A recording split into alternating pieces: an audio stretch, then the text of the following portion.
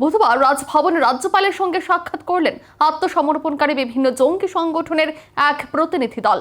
সাক্ষাৎকালে কেন্দ্র সরকারের উদ্দেশ্যে একাধিক দাবি তুলে ধরেন প্রতিনিধিরা।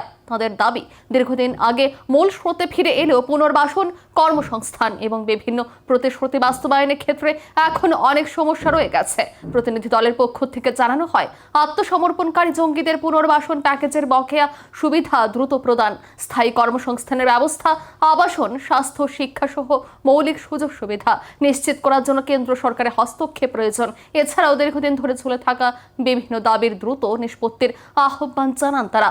রাজ্যপালের কাছে একটি স্মারকলিপিও তুলে দেন প্রতিনিধি দলের সদস্যরা। তাদের বক্তব্য মনোযোগ দিয়ে শোনার পর বিষয়গুলো যথাযথভাবে কেন্দ্র সরকারের কাছে পৌঁছে দেওয়ার আশ্বাস দেন রাজ্যপাল। প্রতিনিধি দল আশা প্রকাশ করে তাদের দীর্ঘদিনের ন্যায্য দাবিগুলো দ্রুত বিবেচনা করে প্রয়োজনীয় পদক্ষেপ গ্রহণ করবে কেন্দ্র সরকার।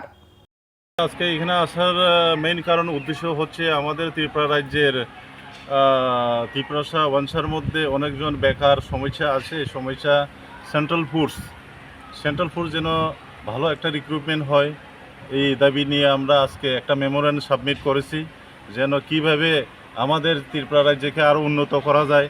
আমাদের মাননীয় প্রধানমন্ত্রীজি নরেন্দ্র মোদীজির যে নেতৃত্বে যে সৌন্দর্য কাজ হচ্ছে সেটা আরও যেন সুন্দর করার জন্য, এবং আমাদের ত্রিপুরার মুখ্যমন্ত্রী মাননীয় ডক্টর প্রফেসর মানিক সাহা, ওনার নেতৃত্বে কাজ সৌন্দর্যভাবে চলছেন, আরও যেন এগিয়ে যায়।